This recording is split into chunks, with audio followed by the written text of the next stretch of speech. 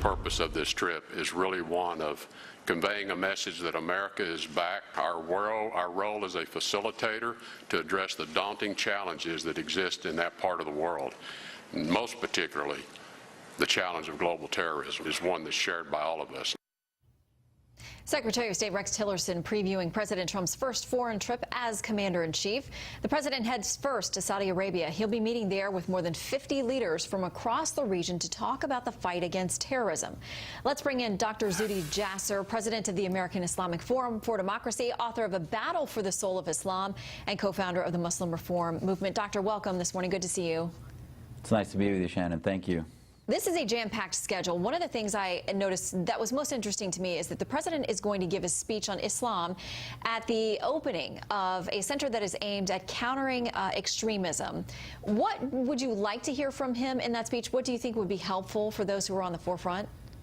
Well, I think the obvious things we need to hear first is to reestablish some of the balance in the Middle East. We've suffered from 8 years of Iranophilia, where we've basically allowed the Shia extremists of Iran and Hezbollah to go unbalanced, and it'll be nice to reestablish some of that leadership, especially militarily, as he begins to build that coalition against ISIS in the short term to destroy ISIS that the Saudis need to help lead. But having said that, I hope to hear, as a Muslim reformer, that he speaks beyond the tyrannical regimes, which we have to own up to the fact that the Saudis might be our allies militarily, but in the long term, they are feeding the primary cancer of radical Islam domestically and globally into Syria and into the West. So I hope to hear him talk about universal human rights, the need to own up to what he called in his campaign Islamic extremism, that the Islamism of Saudi Arabia is part of the main fuel that's been radicalizing the ISIS groups and the Al-Qaeda groups of Syria and the West. So I hope to see some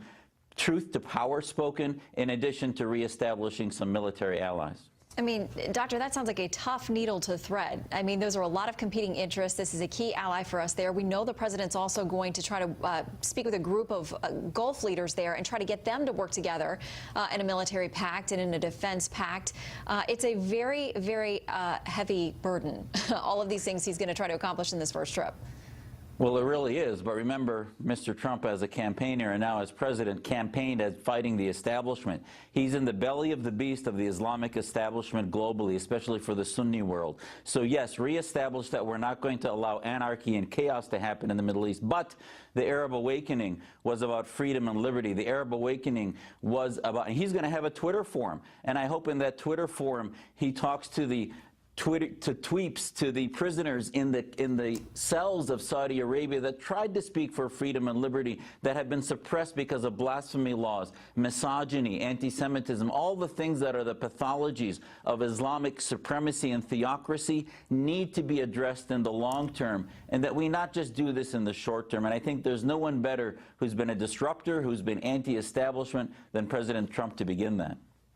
How do you think he's going to be received? We know that one of these events he's having is more than 50 leaders from across the Muslim world, all kinds of different nations. There are those who are worried that there may be primacy given to Sunnis versus Shias and other conflicts within the faith and within that world. How do you think that he will be received and his message?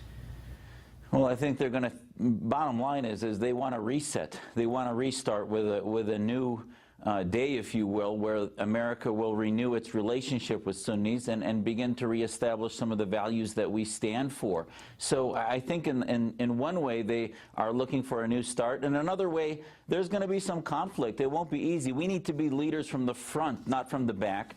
We need to tell them that we hold them accountable to universal values. So they're going to push back. It's not going to be all just sort of a wonderful, friendly ally discussion. There's going to have to be some strong talk about reform, about universal human rights, and holding the Saudis, the Qataris, the Jordanians, and others accountable for human rights at home, and the ideas that they are exporting abroad that's radicalizing Muslims here in America and in Europe.